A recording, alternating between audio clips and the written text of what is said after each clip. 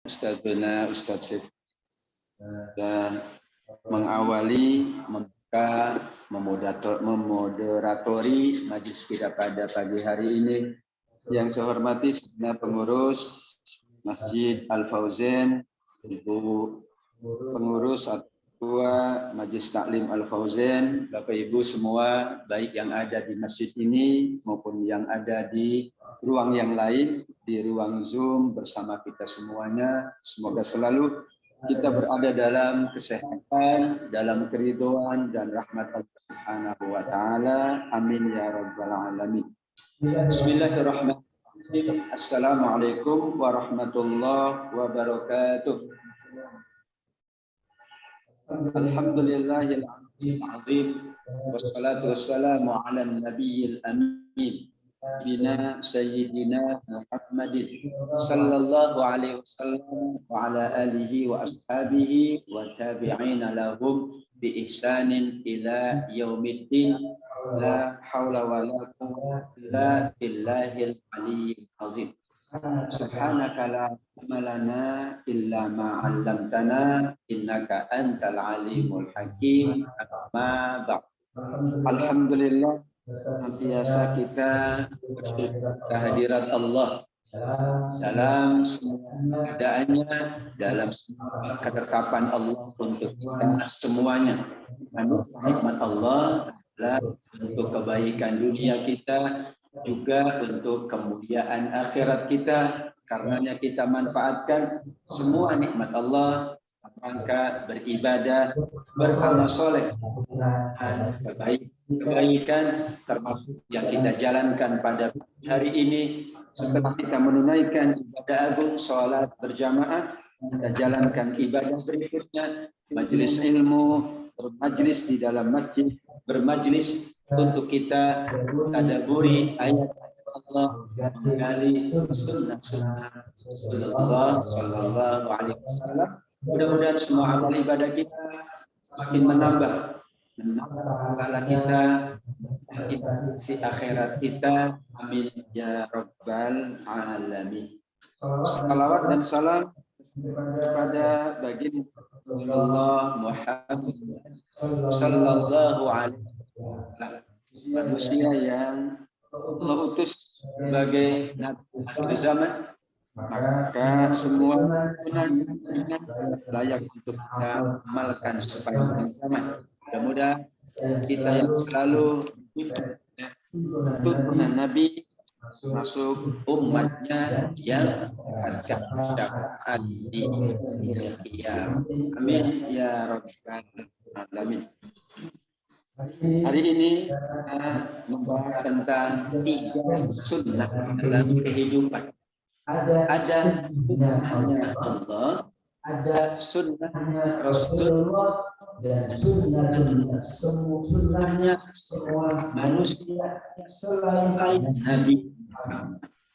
Bisa sunnahnya sahabat, tabi'in, dan sunnahnya para ulama, termasuk sunnahnya semuanya.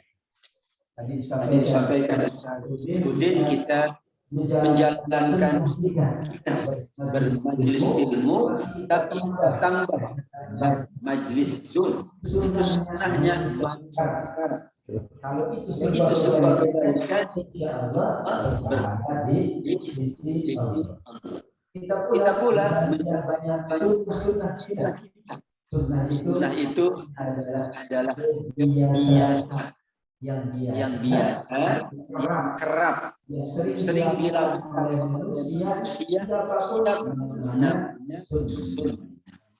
Bapak Ibu, kita memahami sunnah itu sunnah Nabi saja. Ini sesuai sunnah, betul, tidak salah.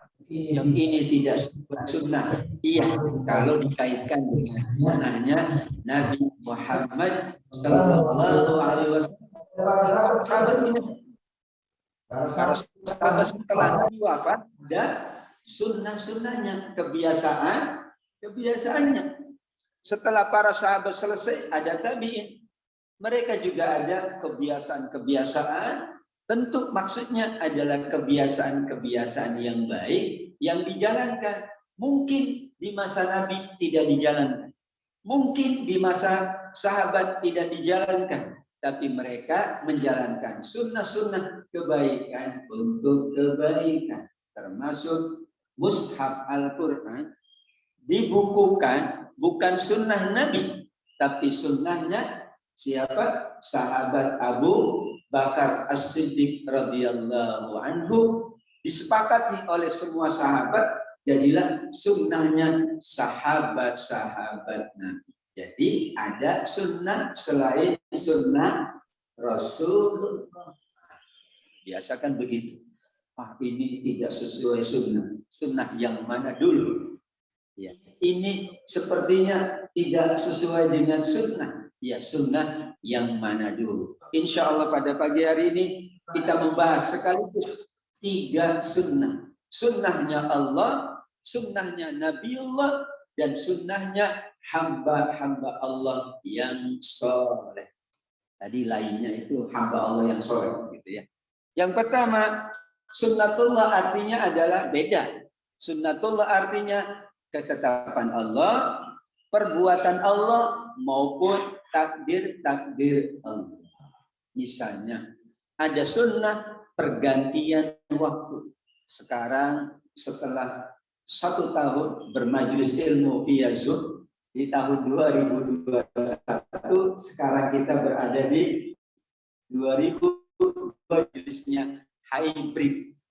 Sunnatullah pergantian waktu. Surat Ali Imran ayat 190. Inna fi khalqis samawati wal ardi wa ikhtilafil laili wan nahar. Ketetapan Allah ada pergantian siang dan malam. Setelah malam ada siang, itu sunnatul. Tidak ada yang dapat mencegah datangnya, tidak ada yang dapat menolak datangnya pagi. Setelah siang adalah sore, petang, kemudian malam. Setelah malam, pagi. Itu namanya ketetapan Allah, itu sunnah. Sunnatullah untuk manusia Allah khususkan. Sebagaimana sabda Nabi SAW dalam hadis Muslim dari sahabat Abdullah bin Mas'ud radhiyallahu anhu. Di akhir hadisnya, wa yu'maru bi arba'i kalimat. Ditetapkan 4, yaitu ajalnya, usianya. Ditetapkan rizkinya, berapa rizkinya sepanjang usianya. Ditetapkan pula syaki amaluhu, amalnya, apakah ia mampu beramal soleh atau sebaliknya. Dan ditetapkan pula syakiyun am sa'id, apakah nanti ia digolongkan orang-orang yang celaka, na'udzubillah, atau digolongkan orang-orang yang berbahagia. Namanya sunnatullah. Usia kita sunnatullah. Rizki sunnatullah. Berapa anak kita? Sunnatullah. Nanti dibaca di surat Asy-Syura. Ada yang dikasih anak banyak, ada yang tidak dikasih anak banyak, ada yang tidak dikasih sama sekali anak oleh Allah. Termasuk Nabi Isa tidak dikasih anak oleh Allah. Demikian juga Maryam hanya dikasih 1 anak, namanya Nabi Isa alaihi salam. Itu sunnatullah, ketetapan Allah, takdir Allah untuk makhluknya alam ini ataupun untuk manusia kita semuanya. Di surat Fatir Allah Subhanahu wa taala berfirman ayat 43, "Falan tajida li sunnatillahi tabdila wa lan tajida li sunnatillahi tahwila." Kalian tidak akan menemukan perubahan pada sunnatullah, ketetapan Allah. Dan kalian pula sekali-kali tidak akan mendapatkan perubahan, pergantian pada sunnatullah. Dari awal Allah ciptakan hingga nanti akhir zaman, kiamat, akhirat, semuanya sudah ditetapkan oleh Allah. Kita tinggal menjalankan saja. Sebenarnya enak ya seperti itu. Kan kita tinggal menjalankan. Ya, bagaimananya waktunya semuanya sudah ditetapkan oleh Allah. Ini yang pertama, sunnatul. Yang kedua adalah sunnatul Rasul. Kata sunnah yang dikaitkan dengan Nabi ada dua makna. Ada kebiasaan Nabi Shallallahu Alaihi Wasallam yang dituntun oleh Allah berdasarkan wahyu. Tapi ada sunnah Nabi berdasarkan kebiasaan Nabi.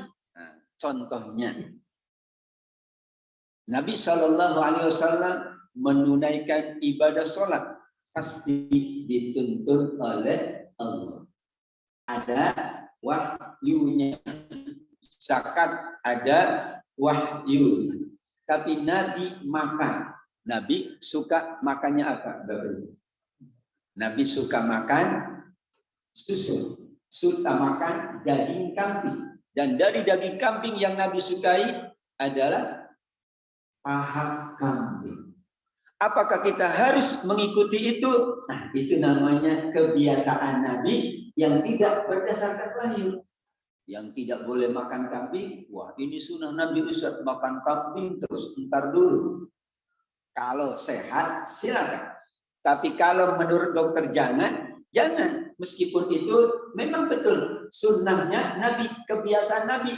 Tapi itu adalah kebiasaan, apa ya bahasa Indonesianya, yang humanis. Yang memang begitulah keadaannya.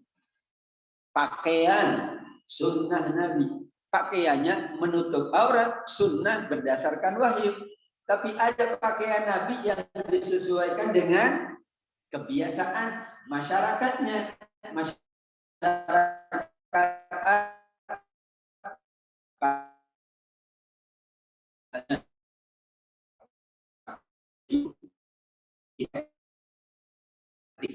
pakai mukena ya. Tapi kalau ke Timur Tengah boleh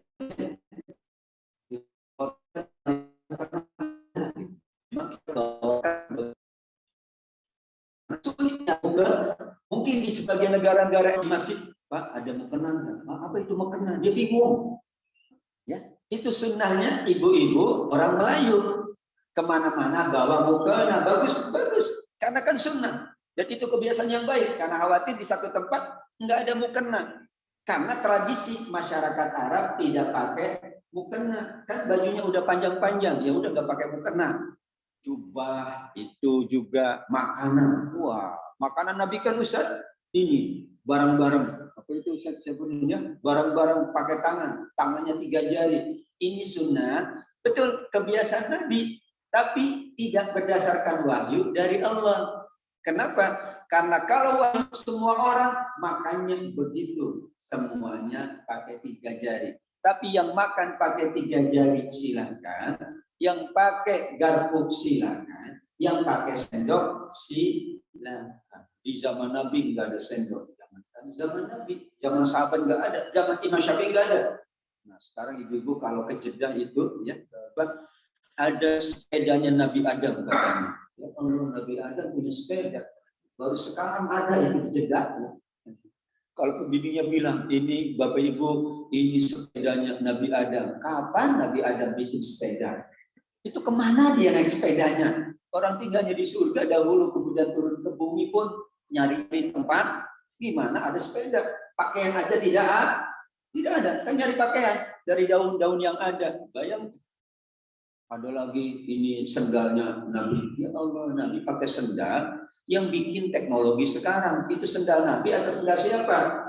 Tapi ada dijual sendal Nabi Sallallahu Alaihi Wasallam, bagus juga supaya mengingat tentang Nabi. Tapi kalau sendalnya diinjak nggak enak itu. Sendal Nabi diinjak masuk ke kamar.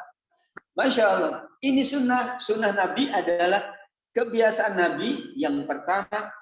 Sebagaimana surat Ali Imran ayat 31. Qul in kuntum tuhibbunallah fattabi'uni yuhibbukumullah wa yaghfir lakum dzunubakum. Kalau dia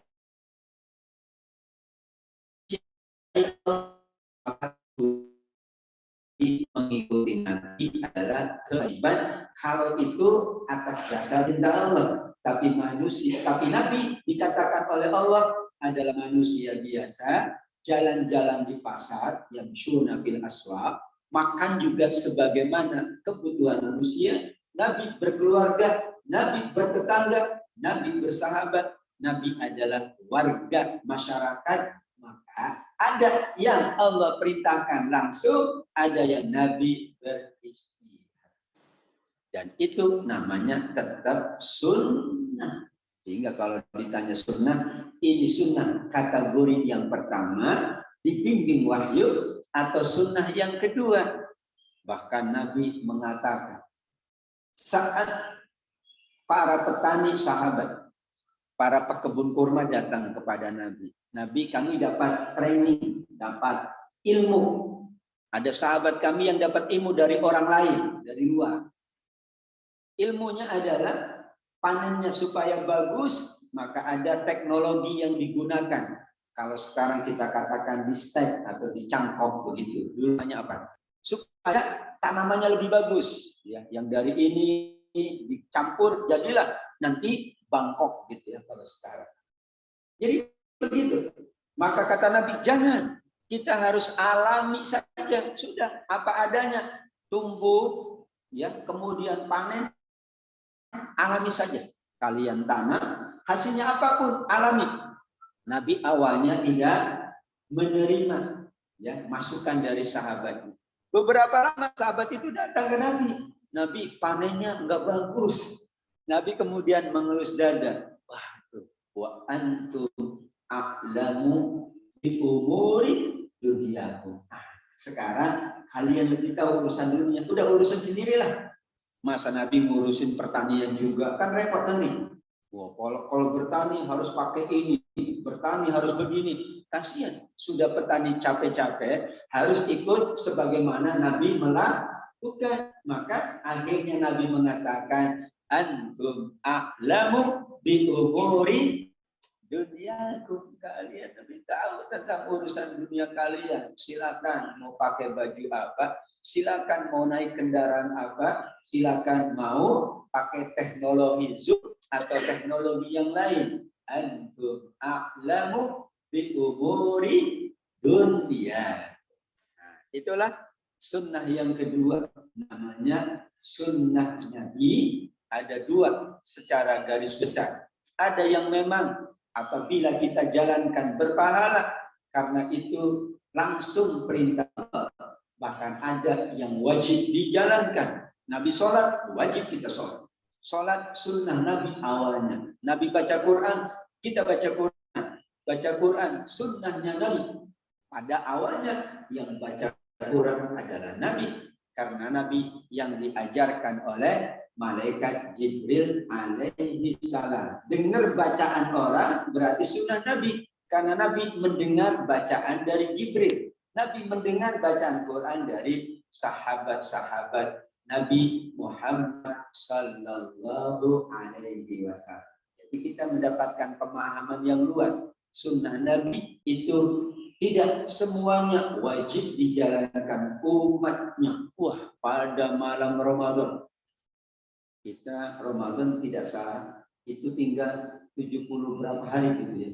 Bulan April awal itu sudah Ramadan. Akhir April sudah Idul Fitri. Masya Allah ya Bapak Ibu, kayaknya baru kemarin kita puasanya Bu. Sekarang sudah mau, karena 2 tahun puasanya nggak kerasa kata anak saya. Kenapa? Karena di rumah terus jadi nggak kerasa. Karena anak-anak sukanya kalau sholat ya tarawih di masjid kerasa. Gitu. Bukanya buka bersama kerasa. Kalau buka di rumah nggak kerasa katanya. Padahal puasanya terasa juga, cuma mungkin situasi dan suasananya. Namun mudah-mudahan tahun ini ya mudah-mudahan kita memohon kepada Allah COVID-nya turun dan yang lainnya juga ya varian-varian yang lain juga turun sehingga insya Allah kita bisa kembali merasakan Ramadan yang berbeda dengan tahun-tahun yang lalu. Amin ya Rabbal Alamin. Ini senang banget anak-anak kita Ya. Ramadan COVID itu nggak terasa. Maksudnya ya di rumah. Buka sama ayah ibu doang. Ya. Beda kalau biasanya kan sama teman-temannya, sama anak-anaknya, maklum namanya anak-anak. Habis maghrib, habis buka, wah keliling-keliling. Ya, keliling-keliling, sholat tarawih bersama itu nikmat bagi anak-anak. Inilah sunnah Nabi Sallallahu Alaihi Wasallam. Yang ketiga, yang terakhir ada sunnatun nas.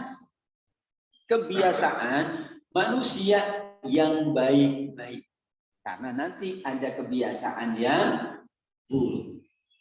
Kebiasaan manusia kita rujuk kepada surat An-Nisa ayat 59. Ya ayyuhalladzina amanu atii'allah wa atii'ur rasul wa ulil amri. Ternyata ada ketaatan kita kepada Allah berarti sunnatullah. Ketaatan kita kepada Rasul sunnatul Rasul.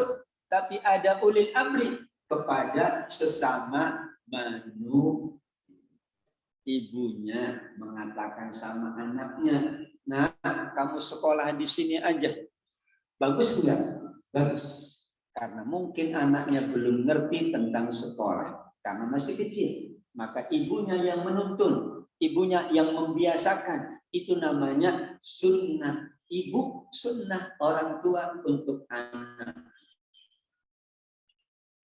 Dibiasakan anaknya bangun pagi. Diantar bahkan ke masjid.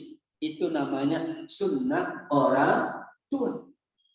Karena mungkin dahulu tidak demikian. Sehingga kita ingin ada sunnah-sunnah kebiasaan-kebiasaan baik yang kita jalankan. Masya Allah Bapak Ibu. Kita baca surat Yasin surat Yasin 12. Ini sunnahnya Nabi, sunnahnya manusia. Inna nahnu nuhyil mauta wa naktubu ma qaddamu wa atharuhum. Kami akan menghidupkan yang sudah mati, kata Allah. Kami catat yang sudah diperbuat dan kami catat peninggalan-peninggalan mereka, sunnah-sunnah mereka. Misalnya biasa infak pagi itu dicatat oleh Allah. Bahkan dikatakan dalam hadis Sahih Bukhari, orang yang biasa melakukan kebaikan, lantas ia sakit tidak bisa melakukan kebaikan itu, muqiman sahihan, tetap dicatat seperti ia dalam keadaan sehat, dalam keadaan tidak berpergian. Misalnya biasanya puasa sunnah. Memang udah biasa dia Senin, Kamis. Kamis, Senin. Tiba-tiba Senin harus melakukan perjalanan keluar kota. Maka ada keringanan. Musafir tidak puasa. Yang wajib saja boleh. Apalagi yang sunnah. Sepanjang perjalanan karena sudah biasa dia puasa, dicatat oleh Allah sedang puasa sunnah. Padahal sedang makan. Subhanallah. Makanan dari namanya sunnah disebutkan, kebiasaan. Ketika seseorang membiasakan ia beribadah, kemudian dengan izin Allah ia sakit sehingga tidak bisa beribadah itu, maka ia tetap dicatat. Namanya wa'azarohum, peninggalan-peninggalan. Bekas-bekasnya, ada bekas sujud, bekas langkah kaki, bekas infak sedekah, ada peninggalan wakafnya, ada kebiasaan ngajinya, anak-anak mengikuti kebiasaan ngaji itu, maka orang tuanya mendapatkan pahala dari yang dijalankan dan dari orang-orang yang mengikutinya. Man sanna sunnatan hasanah. Masya Allah. Nikmat sekali. Imam Ibnu Katsir menukil hadis tentang surat Yasin ayat 12, diantaranya man sanna sunnatan hasanah. Siapa yang biasa? Berarti kan siapa? Ya manusia biasa, bukan hanya Nabi. Man sanna sunnatan hasanah. Siapa yang biasa melakukan satu kebiasaan baik. maka baginya pahala summa, ya kemudian diikuti oleh orang setelahnya, baginya pahala atas sunnah tersebut, kebiasaan baik tersebut, dan juga pahala dari orang-orang yang mengikutinya, la yang min ujurin syai'a, tidak berkurang dari pahalanya sedikit pun, kata Nabi Sallallahu Alaihi Wasallam. Nabi aja bicara sunnahnya manusia biasa. Ada sahabat Abu Bakar punya kebiasaan khusus beliau. Ada sahabat Umar punya kebiasaan yang Nabi tidak menjalankan. Dan Nabinya sudah wafat tentunya. Sehingga inilah sunnahnya para manusia soleh, sunnahnya orang-orang soleh. Dulu ya kita ingat orang tua kita punya kebiasaan ini. Nah, kalau begitu saya, jadi di rumah almarhum orang tua saya, itu biasa melakukan ini. Masyarakat nagih. Pak, biasanya orang tua begini. Oh iya ya, tapi kan kebiasaan baik. Akhirnya ya sudah, kita lanjutkan, kita kekalkan. Mudah-mudahan itu menjadi pahala jariyah. Karena itu wa'atharuh. Di antara kisah wa'atharuh. Surah Yasin ayat 12 adalah dulu ada satu komplek. Komplek itu jauh dari masjid. Ya, kalau tidak salah Bani Salamah. Maka mereka datang kepada Nabi. Nabi, izinkan kami tinggalnya dekat masjid. Kata Nabi, maaf sahabatku, kalau semuanya diperkenankan dekat masjid, maka nanti saat Masjid Nabawi ini diperluas, bagaimana kalian nanti tinggal di mana? Tapi kan kalau dekat masjid enak. Sholat bisa tepat waktu, kata mereka. Kami ini selalu datang dari jauh, memang dia paling jauh. Jadi datangnya telat, yang nggak bisa kami dari awal ikutmu dalam sholat berjamaah. Nah, barulah Nabi menyampaikan ayat ini, langkah kaki kalian. Masya Allah. Kuota kalian, sekarang kuota. Ya. Itu dicatat, wa atharuhu, bekasnya. Ya, bekas sujud, langkah kaki, roda berputar, kuota ya semakin menipis, insya Allah. Itu namanya adalah wa'atha, dan itu kebiasaan manusia. Kita pula punya kebiasaan.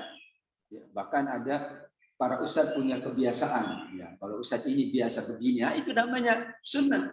Boleh enggak? Kalau itu baik, boleh diikuti. Tapi kalau tidak baik, ya jangan diikuti, kan begitu. Benar, kita taat kepada Allah, kita taat Rasulullah, ada sunnatullah, enggak mungkin kita menolak. Ada sunnah Rasul karena beliau mulia, mendapatkan wahyu, kita ikuti. Tapi diperkenakan oleh Nabi, para sahabatnya dibolehkan untuk ya menjalankan kebiasaan-kebiasaan baik. Setelah itu tabi'in juga menjalankan kebiasaan baik. Tabi'in, Masya Allah. Kalau kita ikuti kebiasaan baik manusia, amat sangat tidak terhingga. Imam Syafi'i biasa begini. Imam Malik biasa begini. Imam Abu Hanifah biasa begini. Itu namanya sunnah. Dalam bahasa lain, adatun nas, kebiasaan-kebiasaan atau urfun nas.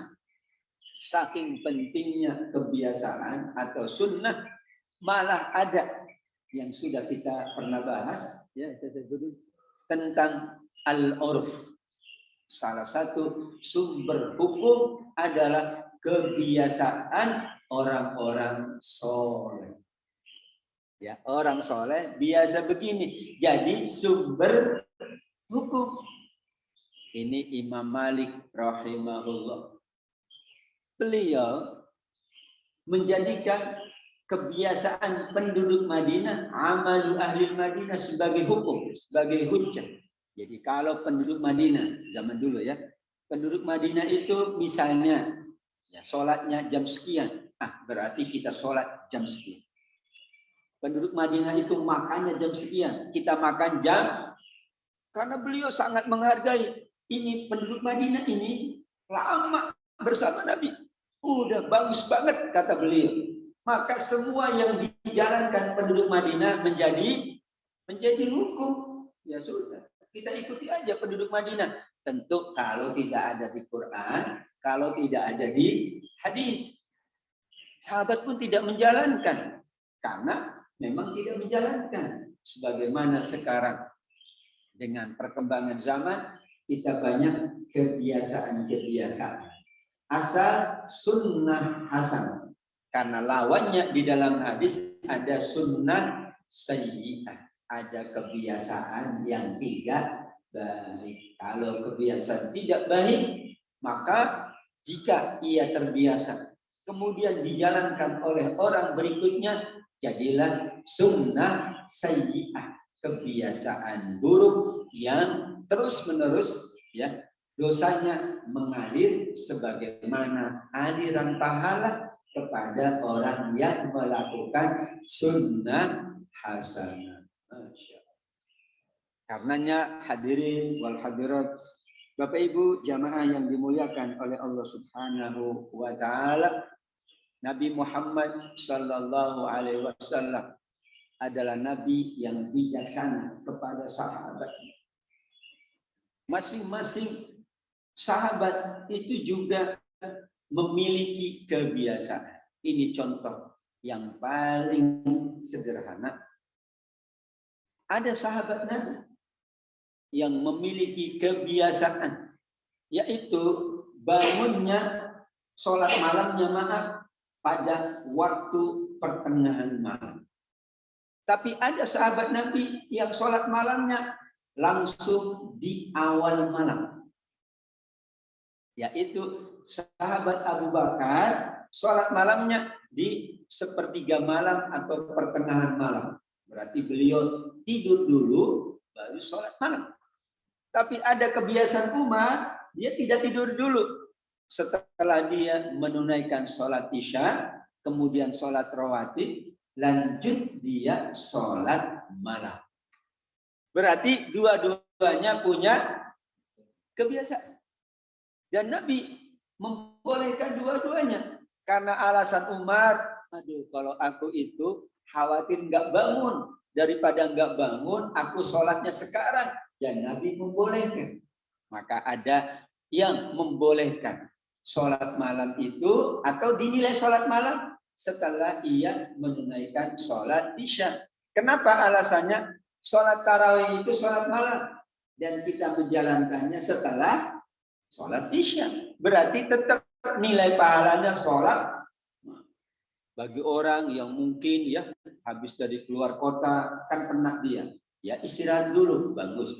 Tapi kalau khawatir, wah kalau aku istirahatnya total ini ya, maksudnya bablas gitu. Ya udah, aku pulang, sholat isya, rawatib, aku sholat lain, silakan. Itu berarti ada kebiasaan Abu Bakar, ada kebiasaan Umar.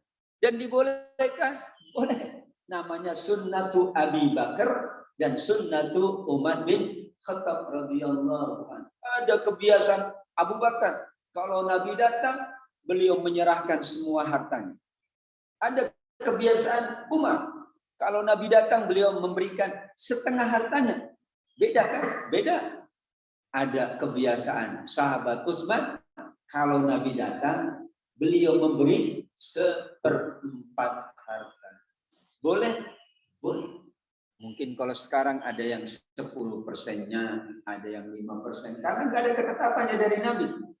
Ketika Abu Bakar datang, harusnya kan, Umar, kok kamu setengahnya? Dia sahabatmu, semuanya loh. Nabi enggak. Masing-masing punya kebiasaan dan itu bagus selama tentu ya memang sesuatu yang baik. Utsman 1/4, tapi jangan tanya ya. 1/4-nya Utsman itu bisa jadi 10 kali lipatnya semua harta Abu Bakar. Karena Utsman paling kaya. 1/4 aja udah paling banyak. Jadi Nabi juga tahu Umar juga setengahnya itu lebih banyak dari Abu Bakar kalau bicara kuantitas. Karena memang Utsman sahabat yang paling kaya. Jadi kalau dipotong 1/4, masih tetap lebih banyak itu. Meskipun Abu Bakar nyerahin semuanya. Meskipun Umar menyerahkan setengahnya. Kalau dihitung secara kuantitas tetap paling tinggi kuantitasnya sahabat Utsman, sahabat Umar, kemudian sahabat Abu Bakar. Tapi yang Nabi lihat adalah Ini kebiasaan yang baik. Sehingga yang lain juga mengikuti. Ada yang ikut Abu Bakar, ada yang ikut Umar, ada yang ikut Utsman, ada pula yang saya tidak bisa ikut Umar, nggak bisa ikut Utsman, nggak bisa ikut Abu Bakar. Ikut siapa? Ya ikut saya. Maksudnya dia semampunya memberikan kepada Nabi Muhammad Sallallahu Alaihi Wasallam. Berarti sunnahnya sahabat, sunnahnya tabi'in. Ada seorang tabi'in namanya Imam Al-Muzani, masya Allah. Beliau katakan, astazidu fis sholat li'ibni. Aku suka menambah sholatku untuk kebaikan anak. Jadi dalam ceritanya, ya, anaknya itu sedikit, ya, sulit diatur dalam tanda kutip.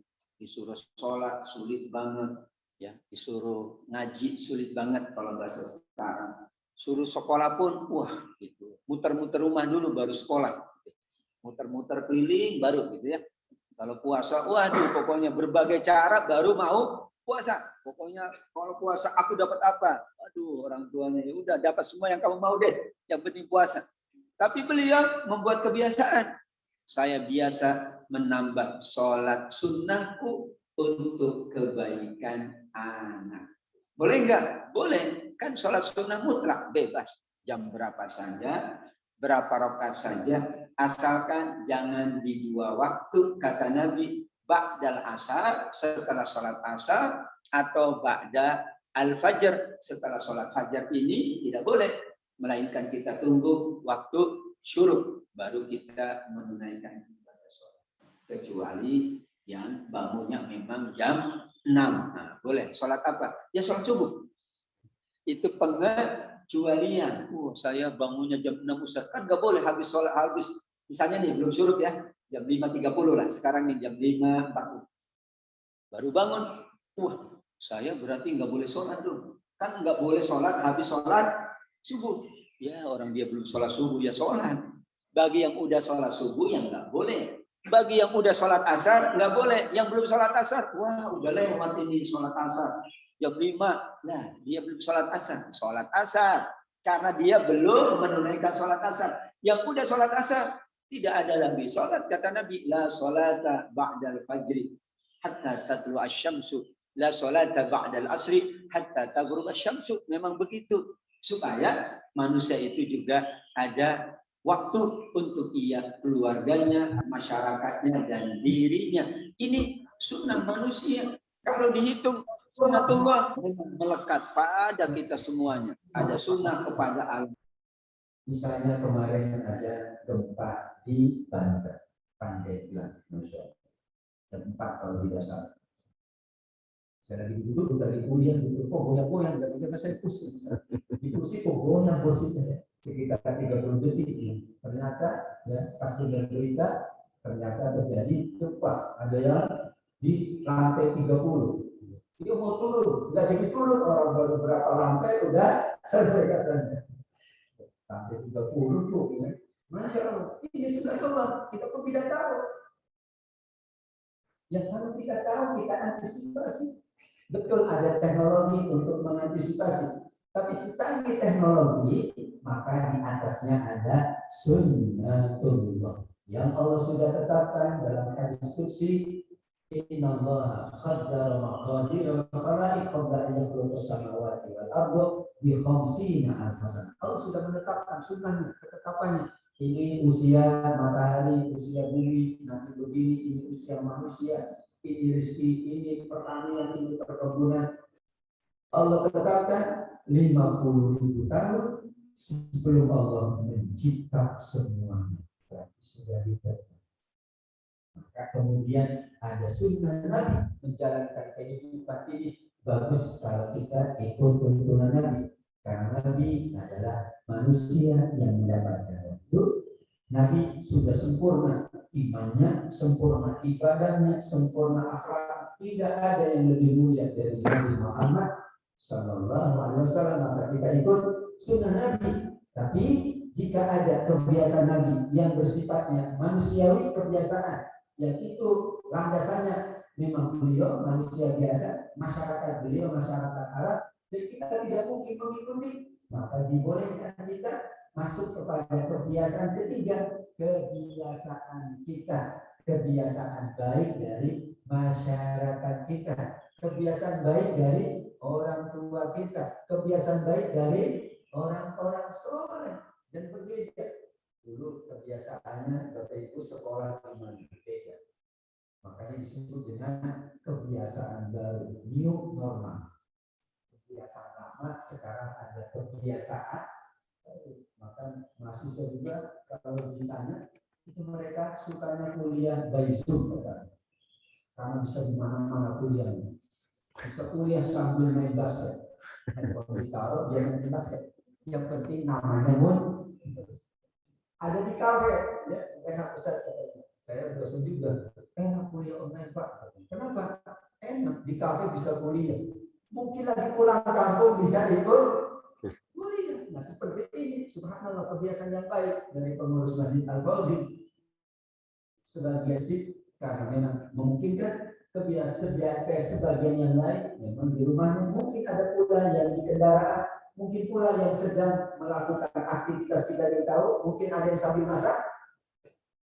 Hal itu sebuah kebaikan daripada kita tertinggal mengaji, tertinggal bermajlis, maka kita bisa menjalankan kebiasaan bahasa Arabnya, sunnahnya Allah, sunnatullah, sunnahnya Nabi, sunnatun Nabi, sunnahnya manusia, sunnatun nas. Dari sahabat sudah ada kebiasaan, tabi'in punya kebiasaan, imam-imam mazhab punya kebiasaan, dan orang-orang soleh sebelum kita punya kebiasaan, guru-guru kita punya kebiasaan, orang tua kita punya kebiasaan, kita pula menyiapkan kebiasaan baik agar menjadi sunnah hasanah, menjadi wa'adarohu.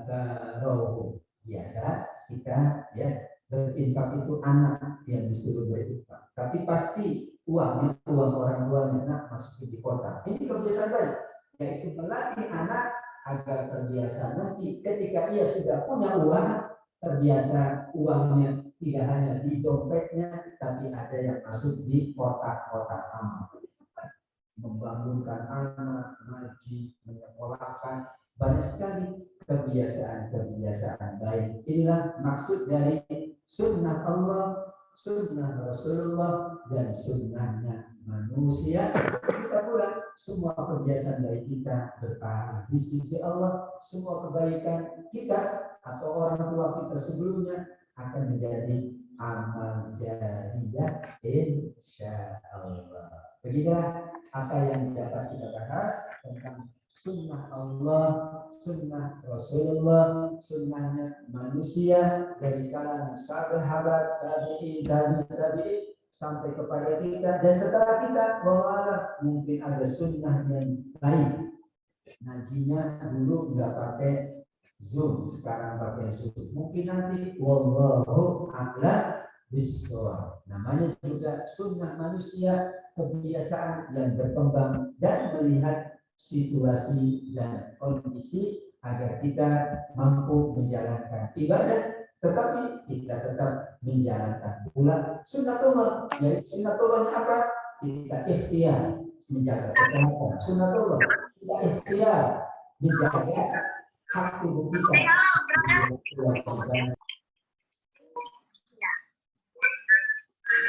Itu tuh makanya jengkel banget tuh si Luna.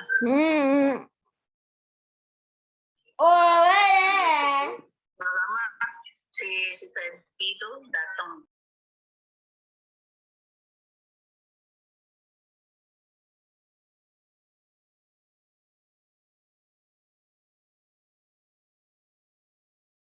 Biasanya Ustaz Saifuddin menyimpulkan, kalau ada tanya jawab dipersilakan. Mohon maaf, walafuminkum, wabillahi taufiq wal hidayah. Wassalamualaikum warahmatullahi wabarakatuh.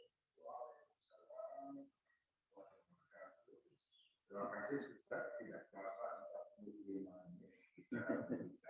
sunnah Allah, sunnah Rasulullah, dan sunnah kita.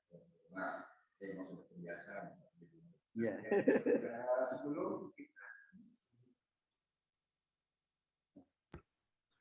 Baik, sebelum kita masuk ke sesi tanya jawab, mungkin saya ingin menyapa dulu yang telah hadir bersama kita melalui virtual Zoom, Ibu Sekar Kinanti, Ibu Sawana, Ibu Tini Dumais, kemudian Ibu Nina Wahyu dan Ibu Emma Subur. Terima kasih. Oh, ada Ibu Sri Mulyani Depok. Terima kasih Ibu, padahal tadi malam sudah melakukan hajat besar ya. Mungkin sampai jam 10, jam 11 malam. Tapi alhamdulillah pagi hari ini beliau bisa hadir. Dan kebiasaan beliau Zoom, tapi juga sambil masak.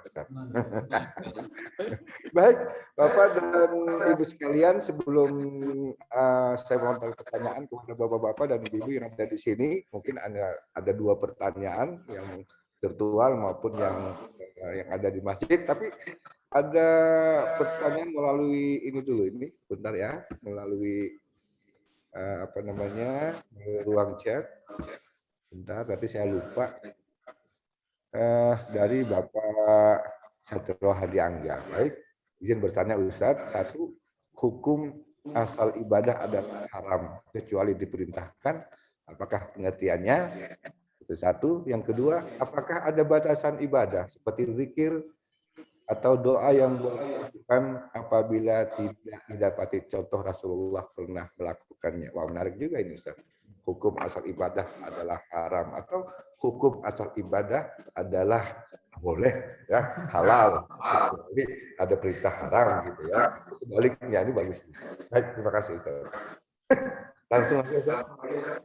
Ya, terima kasih yang bertanya. Luar biasa pertanyaannya, mengingatkan kita akan ibadah yang sangat agung. Kaidahnya betul, al-aslu fil ibadah at-tahrim, tetapi tidak berhenti di situ, illa ma dallat, kecuali ada dalil yang memboleh. Ala tazwij.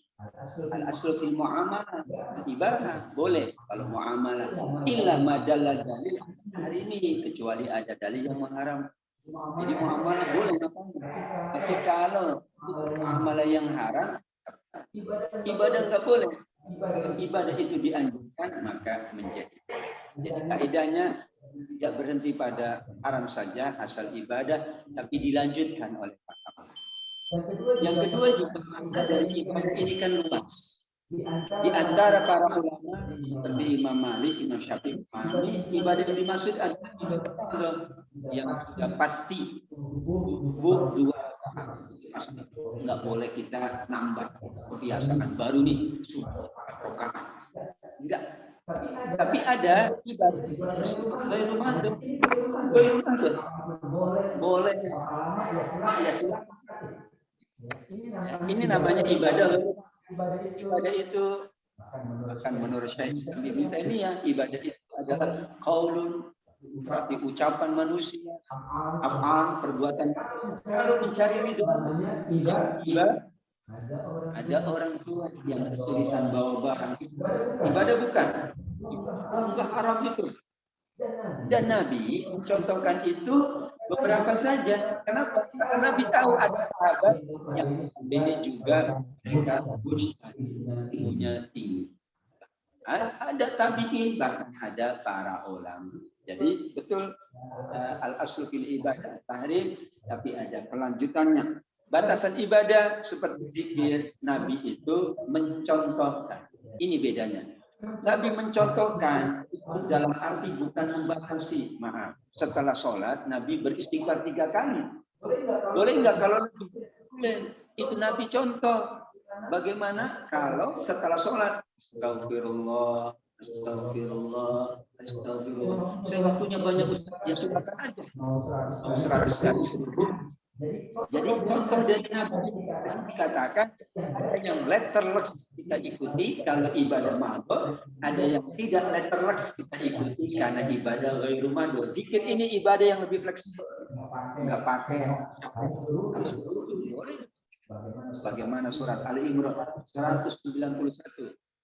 Zikir mengingat Allah yang Allah ia wa qu'udan wa ala berdiri, duduk dan sambil nyetir mau sambil masak berzikir boleh. Apakah Nabi menjalankan? Tentu tidak menjalankan. Tapi para sahabat juga menang.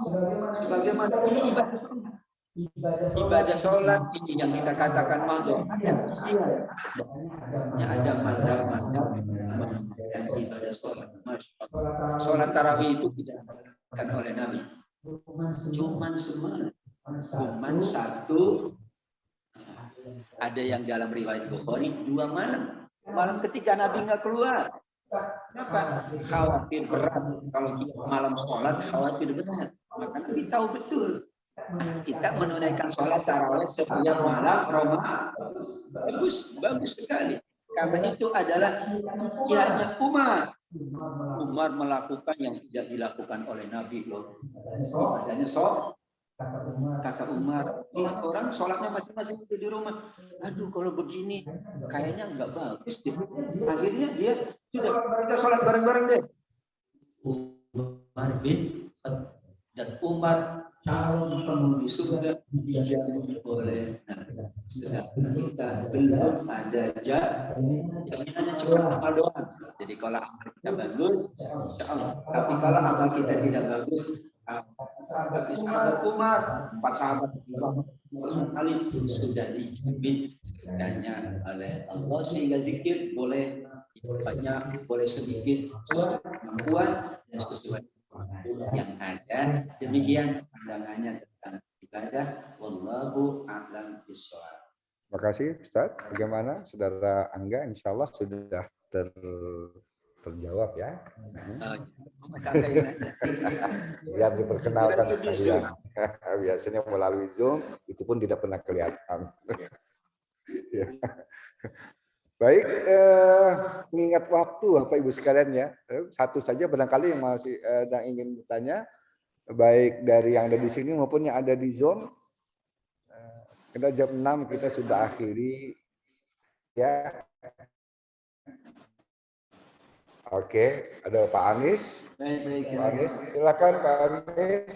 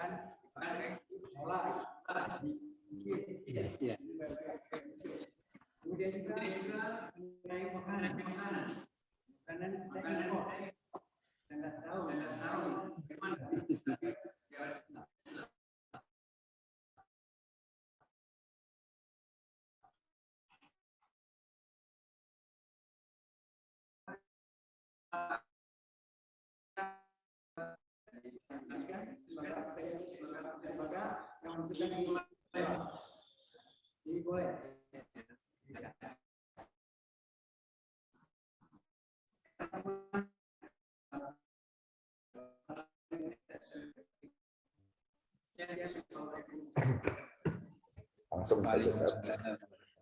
Langsung saja. Jadi masukan kita. Memang dalam dunia kontemporer kita tidak dapat memastikan bahwa yang datang ini kategorinya halal atau haram, apalagi ekspor dan impor untuk kebutuhan ibadah, kebutuhan sandang pangan dan kebutuhan yang lain.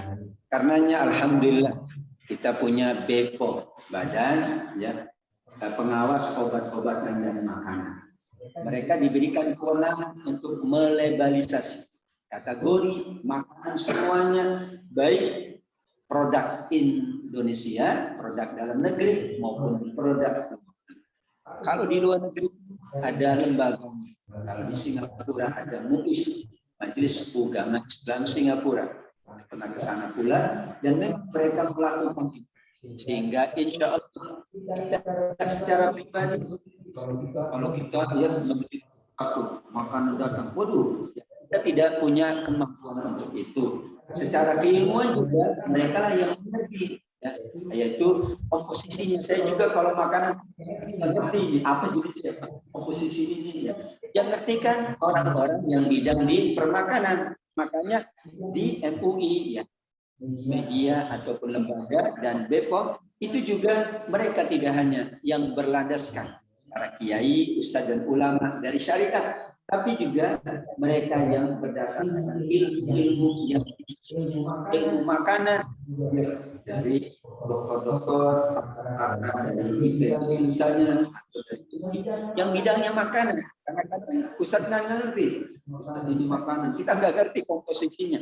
Maka kita tanya ke mereka. Biasanya komposisi ini baru bertanya, oh ini biasanya dari sini, oke, berarti aman. Barulah mereka menjelaskan dengan ilmu-ilmu yang sesuai dengan mereka. Termasuk juga untuk kegiatan ibadah. Malah kegiatan ibadah lebih strength lagi. Artinya inilah seperti ada karpet dan sejadah. Alhamdulillah mayoritas produsen dari karpet, sejadah atau alat-alat sembahyang adalah kaum muslimin ataupun dari negara yang mayoritas muslim. Ada harganya berapa? Kita umroh ke Turki pengen tahu ya teknologi menggunakan karpet sejadah kan mahal. Sejadahnya kecil, ada yang harganya itu kalau hilang bagaimana sih? Ya, jemaah itu nggak ada yang beli satupun ya, tapi kita biasa. Ya, bayangin sejadah kecil kayak gini harganya 10 juta itu kalau hilang habis saya bilang ya. Tapi itulah namanya teknologi. Alhamdulillah untuk ibadah ini mayoritas ya, produsen muslim sehingga kita merasa aman. Kalau ada sesuatu